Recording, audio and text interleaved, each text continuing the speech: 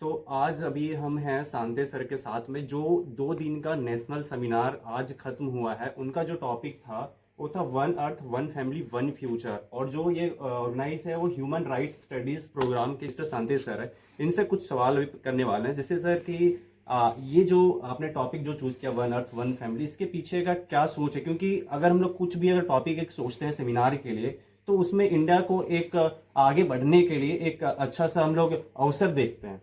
निश्चित रूप से देखो, ये विषय बहुत महत्वपूर्ण है। ऐसा नहीं कि विषय हमारे पास पहली बार है। देखो, one earth one family one future का पूरा जो कॉन्सेप्ट है, that is in nature basically global concept, जो पूरी दुनिया को एक नज़रिए से, एक दृष्टि में देखने की कोशिश करता है। एक दृष्टि में इसमें नहीं, अंदर कोई नहीं होगा। इसका सिंपल मतलब ये है कि जो दुख होंगे, जो दर्द होंगे, जो खुशी होगी, सुख होगा, हम सब मिल बांट के जीवन आगे जिएंगे। हम मैं यहाँ पे कनेक्ट इसलिए किया, इसको वसुधैव कुटुंबकम का जो कॉन्सेप्ट था उसको one earth one family one future के साथ जोड़े हैं। वन अर्थ का मतलब पूरी दुनिया एक है, और जो सत्य भी है, हम भले जियो पॉलिटिकल लेवल पे आपस में अलग अलग टकराते हैं, संघर्ष करते हैं, बांटने की कोशिश करते हैं। वन फैमिली की बात हम लोग करते हैं, वसुधैव कुटुंबकम का वही कॉन्सेप्ट है कि पूरी वसुधा ही एक कुटुंब है। वन अर्थ वन फैमिली होगी, वही कॉन्सेप्ट है। वन फ्यूचर का है कि इस परिवार का भविष्य भी एक ही है। तो अगर अलग अलग करके देखेंगे तो जो प्रॉब्लम्स हमारे सामने खड़ी हुई हैं, इसीलिए क्योंकि हम अलग अलग देखने की कोशिश कर रहे हैं। अगर एक सामूहिक रूप से देखने की समस्याओं को कोशिश करेंगे, जितनी समस्याएं दुनिया में हो रही हैं, चाहे वो वायलेंस की हो, चाहे इकोनॉमिक क्राइसिस है, अनएम्प्लॉयमेंट की बात हो, जितनी भी डिस्पैरिटीज़ हैं, जितनी भी इनजस्टिसेस हैं हैपनिंग हो रही है क्रॉस ग्लोब, वो उसका कहीं न कहीं आप देखो कारण वही है कि मेरा और तेरा जो भाव है। अगर मेरे और तेरे के भाव से बाहर निकल के देखने की कोशिश हम और एक समूह में देखने की कोशिश करेंगे, एक सबके सामूहिक उसमें देखने की कोशिश करेंगे, आपको लगेगा कि नहीं, हमें कोई डिफरेंस नहीं है, पूरे सृष्टि के लिए काम करना। जैसे दूसरा एग्जाम्पल मैं तुम लोग को दूँ, सबसे अच्छा एग्जाम्पल कोरोना का एग्जाम्पल है लो। कोविड-19 में जब समस्या आई तो क्या हुआ? ऐसा नहीं वो समस्या किसी एक देश की समस्या थी, पूरे विश्व की समस्या थी, और वो ओरिजिनेट कहीं एक जगह हुई, पूरी दुनिया को प्रभावित की। इससे निकलने का रास्ता क्या था? पूरी दुनिया में मिल की कोशिश किया। लेकिन उस समय भी कुछ देश वैक्सीन नेशनलिज्म जैसे कॉन्सेप्ट लेके डटे रहे, कहते रहे कि वैक्सीन हमारे देश के लोगों नागरिकों के लिए है।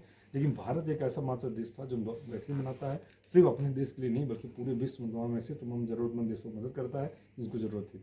और साथ ही साथ वो तमाम बड़े देश जो सो कॉल्ड विकसित देश भी हैं, उनको भी मदद करते हैं, हम ही करते हैं। तो हमारी जो संस्कृति है, जो संस्कार है, जो मूल्य है, कह सकते हैं, वो सब पूरे विश्व को लेकर आगे बढ़ने की है। तो पूरे कॉन्सेप्ट में ये बिंदु था। दूसरा बिंदु था कि हाँ, ह्यूमन राइट्स को किस कॉन्सेप्ट देखते हैं, क्योंकि analysing human rights through the lens of वसुधैव कुटुंबकम टॉपिक था कि ह्यूमन राइट्स, मानवाधिकार जो है, उसको वसुधैव कुटुंबकम संदर्भ में क्या देखते हैं। आज देखो एंथ्रोपोसेंट्रिक बात की जा रही है हमेशा हमेशा, जहाँ मनुष्य की जो सोच है, जो बौद्धिक चिंतन है, उसको प्राय केंद्र में रख करके हम बाकी काम करने की बात कर रहे हैं। बट वो सत्य नहीं है, वही सत्य नहीं है। अगर हम मनुष्य और मनुष्य के संदर्भ में देखने की कोशिश करते हैं तो जो अर्थ की इकोलॉजिकल ऑर्डर है वो डिस्टर्ब हो जाती है, हो रही है। इसके कारण से समस्याएं बहुत सारे उत्पन्न होने लगी हैं, बहुत सारी प्रॉब्लम्स हो रही हैं। तो इन समस्याओं से कैसे सामना करेंगे, कैसे निराकरण करेंगे, इसके लिए हमें अपने अप्रोच में बदलाव करना पड़ेगा।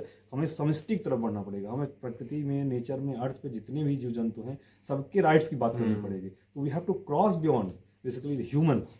अब हमें सिर्फ ह्यूमंस नहीं रखना है, हर जीव को ही केंद्र रखना है। आप अगर देखोगे आपकी संस्कृति में जितना पूजा पाठ होता है, जहाँ भी होता है, जो प्रैक्टिसेस होते हैं, वैल्यूज हैं, जो कल्चर संस्कार हैं, वो सब जगह आप देखोगे कहीं न कहीं आपको कोर में सब जीव जंतु, पूरे प्राणी माने जाते हैं, पूरे प्राणियों का कल्याण होने की बात करते हैं, विश्व की बात करते हैं।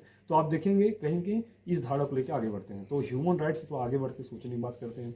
लेकिन हाँ, निश्चित रूप से हम चूंकि ह्यूमन है, तो ह्यूमन होने के कारण से ह्यूमंस के बारे में सोचना हमारा दायित्व है कि हमारे साथ में रहने वालों की क्या स्थिति है, किस स्थिति में रहते हैं, किस तरह की सोच है। अगर वसुधैव कुटुंबकम के दायरे में रह के सोचने की कोशिश करेंगे तो हर दूसरे व्यक्ति की तकलीफ आपको अपनी तकलीफ लगेगी। अगर आप स्वस्थ के बारे में अपने बारे में सोचेंगे, स्व के बारे में सोचेंगे, दूसरे के बारे में, पर के बारे में सोचेंगे, तो प्रॉब्लम समझ में नहीं आएगी। जब तक आप दूसरा परिवार, अन्य परिवार, दूसरे देश, बाहर का देश, इस तरह सोच रखेंगे तो आप तो दुख समझ नहीं आएगा। तो इसके लिए सबसे जरूरी है कि सबके दुख को समझने की कोशिश करें। अगर बात करें, क्योंकि भारत पहले विश्व ग्रुप था, बट अभी के प्रेजेंट में देखें अभी उतना है नहीं, लेकिन अग्रसर है बनने के लिए। तो अभी आने वाले जो वसुधैव कुटुंबकम अभी फिलहाल बस मोदी का ही गवर्नमेंट में स्टार्ट हुआ, तो अभी के समय में क्या क्या चैलेंजेस देखने को मिल रहा है? देखो, चैलेंजेस, इमर्जिंग पावर इंडिया भी बन रहा है। आप पहले था, अभी बन रहा है, ये बात बोल रहे हैं, बहुत सत्य है। पहले था, वो एक इशू है, एक बिंदु है। लेकिन क्या था, कैसे आपको पता है?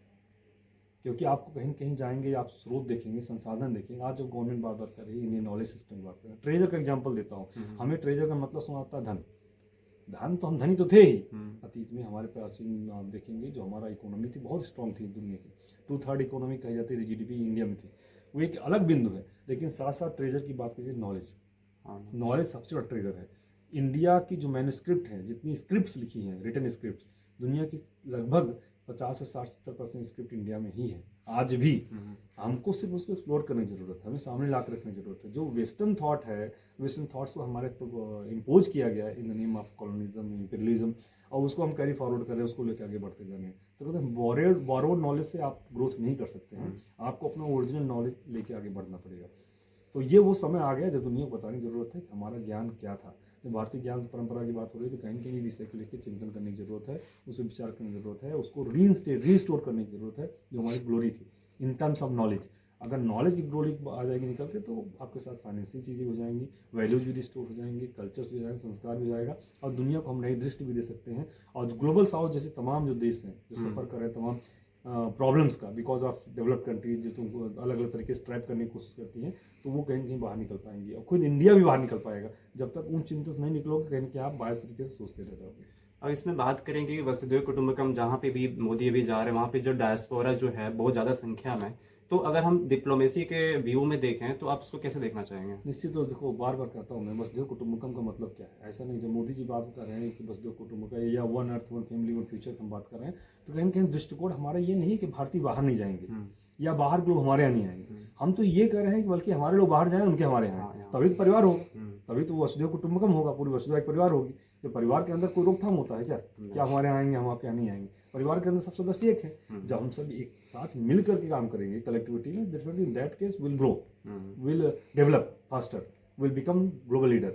तो कहीं ना कहीं इंडिया का ये कहना। दूसरी बात है, जहाँ जाते हैं वेलकम करते हैं डायस्पोरा, इसका सिंपल मतलब है कि ये कहीं कि बाहर में जो भारतीय लोग हैं, भारतीय दृष्टिकोण है जिस तरह से आगे बढ़ रही है, उनको उसमें ट्रस्ट डेवलप होने लगा है, उनको विश्वास आने लगा है कि हमारी संस्कृति, हमारे संस्कार किसी से भी कम नहीं है। तो दुनिया को बताने का समय आ गया है कि भाई हमारे जो ट्रेजर है, नॉलेज ट्रेजर, वो कहीं कहीं छुपाया गया था, दबाया गया था, कॉन्स्पिरेसी का पार्ट था वो, लेकिन अब वो बाहर निकल के आ रहा है सामने, दुनिया सामने आके खड़ा हो रहा है, दुनिया को नई दृष्टि दे रहा है, जिसके कारण से पूरी दुनिया में मानवाधिकार जैसे जो विषय हैं वो हमारे लिए महत्वपूर्ण बन जाते हैं और सबके बारे में सोचने का कारण बनता है। तो अभी जैसे सांते सर ने बताया है कि कैसे पहले के समय में और अभी के समय में कितना भारत बदलता हुआ देखने को यहाँ पे मिल रहा है। और सर को ज्वाइन करने के लिए बहुत बहुत धन्यवाद सर। थैंक यू बेटा, थैंक यू।